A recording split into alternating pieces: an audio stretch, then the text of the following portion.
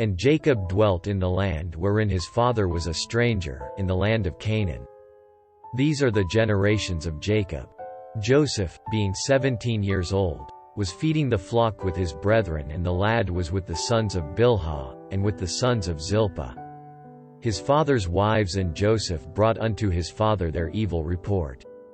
Now Israel loved Joseph more than all his children, because he was the son of his old age, and he made him a coat of many colors. And when his brethren saw that their father loved him more than all his brethren, they hated him, and could not speak peaceably unto him. And Joseph dreamed a dream, and he told it his brethren, and they hated him yet the more.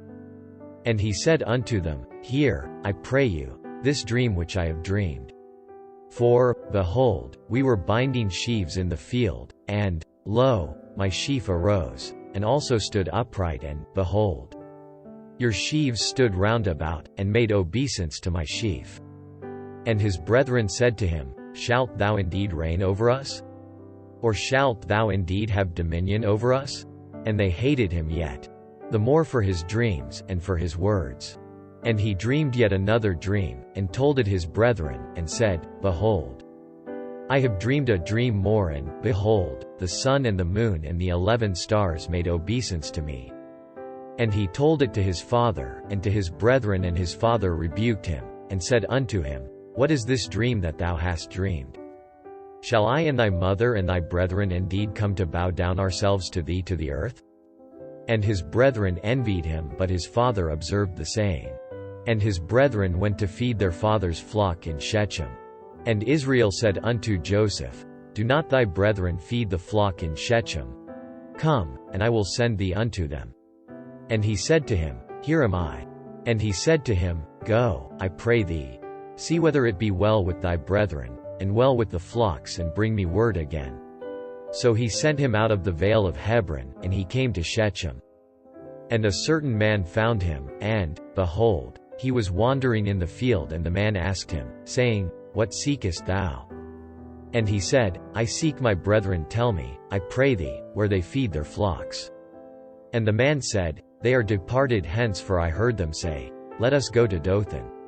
And Joseph went after his brethren, and found them in Dothan. And when they saw him afar off, even before he came near unto them, they conspired against him to slay him.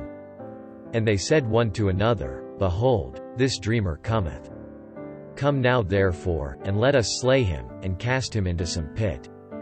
And we will say, Some evil beast hath devoured him, and we shall see what will become of his dreams. And Reuben heard it, and he delivered him out of their hands, and said, Let us not kill him. And Reuben said unto them, Shed no blood, but cast him into this pit, that is in the wilderness, and lay no hand upon him, that he might rid him out of their hands, to deliver him to his father again. And it came to pass, when Joseph was come unto his brethren, that they stripped Joseph out of his coat of many colors that was on him. And they took him, and cast him into a pit, and the pit was empty, there was no water in it. And they sat down to eat bread, and they lifted up their eyes and looked, and, behold, a company of Ishmaelites came from Gilead with their camels bearing spicery and balm and myrrh, going to carry it down to Egypt. And Judah said unto his brethren, What profit is it if we slay our brother, and conceal his blood? Come, and let us sell him to the Ishmaelites, and let not our hand be upon him, for he is our brother and our flesh. And his brethren were content. Then there passed by Midianites merchantmen, and they drew and lifted up Joseph out of the pit, and sold Joseph to the Ishmaelites for 20 pieces of silver, and they brought Joseph into Egypt. And Reuben returned unto the pit, and, behold, Joseph was not in the pit, and he rent his clothes. And he returned unto his brethren, and said, The child is not, and I, whither shall I go? And they took Joseph's coat, and killed a kid of the goats, and dipped the coat in the blood. And they sent the coat of many colors, and they brought it to their father, and said, This have we found, know now whether it be thy son's coat or no.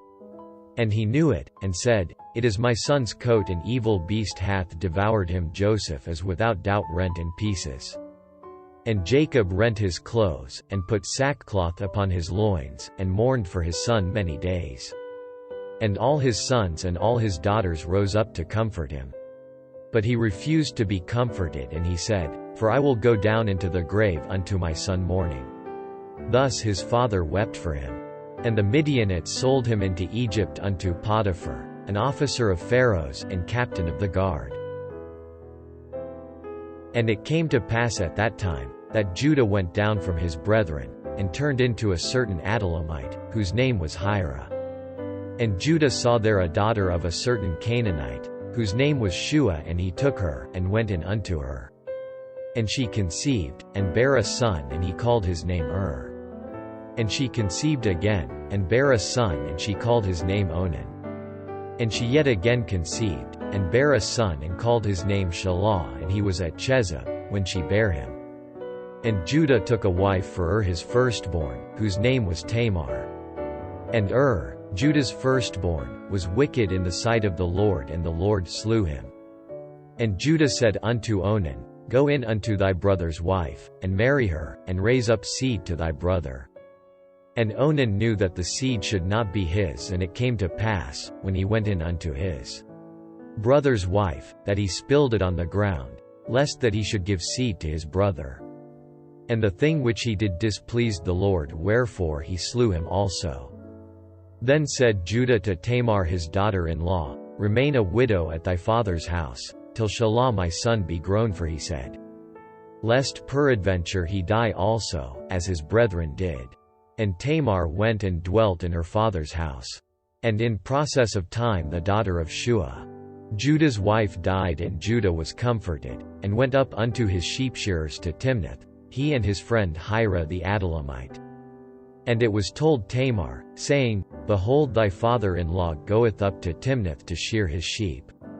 And she put her widow's garments off from her, and covered her with a veil, and wrapped herself, and sat in an open place, which is by the way to Timnath, for she saw that Shelah was grown, and she was not given unto him to wife. When Judah saw her, he thought her to be an harlot, because she had covered her face. And he turned unto her by the way, and said, Go to, I pray thee. Let me come in unto thee, for he knew not that she was his daughter-in-law. And she said, What wilt thou give me, that thou mayest come in unto me? And he said, I will send thee a kid from the flock. And she said, Wilt thou give me a pledge, till thou send it? And he said, What pledge shall I give thee? And she said, Thy signet, and thy bracelets, and thy staff that is in thine hand. And he gave it her, and came in unto her, and she conceived by him. And she arose, and went away, and laid by her veil from her, and put on the garments of her widowhood.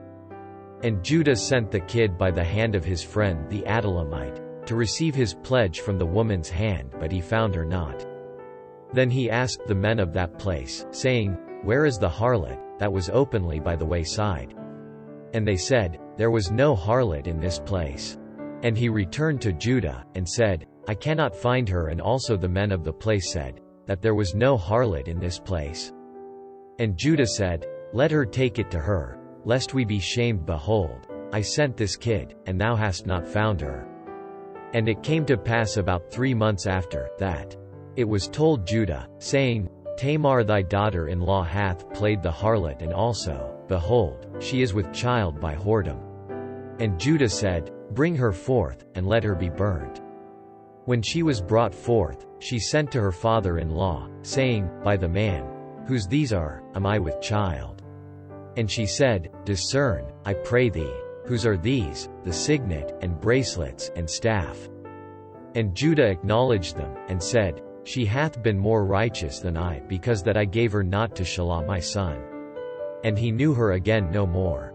And it came to pass in the time of her travail, that, behold, twins were in her womb. And it came to pass, when she travailed, that the one put out his hand, and the midwife took and bound upon his hand a scarlet thread, saying, This came out first. And it came to pass, as he drew back his hand, that, behold, his brother came out. And she said, How hast thou broken forth? This breach be upon thee. Therefore his name was called Phares. And afterward came out his brother, that had the scarlet thread upon his hand, and his name was called Zara. And Joseph was brought down to Egypt, and Potiphar, an officer of Pharaoh, captain of the guard, an Egyptian, bought him of the hands of the Ishmaelites, which had brought him down thither. And the Lord was with Joseph, and he was a prosperous man, and he was in the house of his master the Egyptian. And his master saw that the Lord was with him, and that the Lord made all that he did to prosper in his hand. And Joseph found grace in his sight, and he served him, and he made him overseer over his house, and all that he had he put into his hand. And it came to pass from the time that he had made him overseer in his house, and over all that he had, that the Lord blessed the Egyptian's house for Joseph's sake. And the blessing of the Lord was upon all that he had in the house and in the field. And he left all that he had in Joseph's hand, and he knew not aught he had, save the bread which he did eat. And Joseph was a goodly person, and well favored. And it came to pass after these things, that his master's wife cast her eyes upon Joseph, and she said, Lie with me. But he refused, and said unto his master's wife, Behold, my master wotteth not what is with me in the house, and he hath committed all that he hath to my hand. There is none greater in this house than I, neither hath he kept back anything from me but thee, because thou art his wife. How then can I do this great wickedness, and sin against God? And it came to pass, as she spake to Joseph day by day, that he hearkened not unto her, to lie by her, or to be with her. And it came to pass about this time, that Joseph went into the house to do his business, and there was none of the men of the house there within. And she caught him by his garment, saying, Lie with me. And he left his garment in her hand, and fled, and got him out. And it came to pass, when she saw that he had left his garment in her hand, and was fled forth, that she called unto the men of her house, and spake unto them, saying, See, he hath brought in an Hebrew unto us to mock us. He came in unto me to lie with me, and I cried with a loud voice. And it came to pass, when he heard that I lifted up my voice and cried, that he left his garment with me, and fled, and got him out. And she laid up his garment by her, until his lord came home. And she spake unto him according to these words, saying, The Hebrew servant, which thou hast brought unto us, came in unto me to mock me. And it came to pass, as I lifted up my voice and cried, that he left his garment with me, and fled out. And it came to pass, when his master heard the words of his wife, which she spake unto him, saying, After this manner did thy servant to me, that his wrath was kindled. And Joseph's master took him, and put him into the prison, a place where the king's prisoners were bound, and he was there in the prison. But the Lord was with Joseph, and showed him mercy, and gave him favor in the sight of the keeper of the prison. And the keeper of the prison committed to Joseph's hand all the prisoners that were in the prison, and whatsoever they did there, he was the doer of it. The keeper of the prison looked not to anything that was under his hand, because the Lord was with him, and that which he did, the Lord made it to prosper. And it came to pass after these things, that the butler of the king of Egypt and his baker had offended their lord the king of Egypt. And Pharaoh was wroth against two of his officers, against the chief of the butlers, and against the chief of the bakers. And he put them in ward in the house of the captain of the guard, into the prison, the place where Joseph was bound. And the captain of the guard charged Joseph with them, and he served them, and they continued a season in ward. And they dreamed a dream, both of them, each man his dream in one night, each man according to the interpretation of his dream, the butler and the baker of the king of Egypt, which were bound in the prison. And Joseph came in unto them in the morning, and looked upon them, and, behold, they were sad.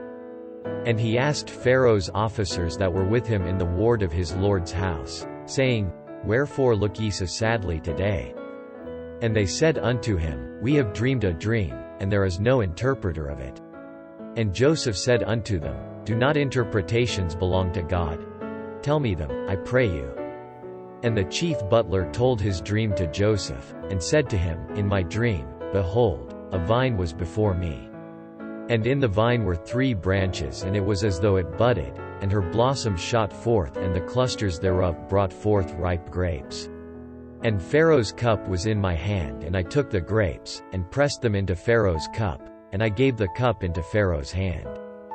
And Joseph said unto him, This is the interpretation of it, the 3 branches are 3 days. Yet within 3 days shall Pharaoh lift up thine head, and restore thee unto thy place.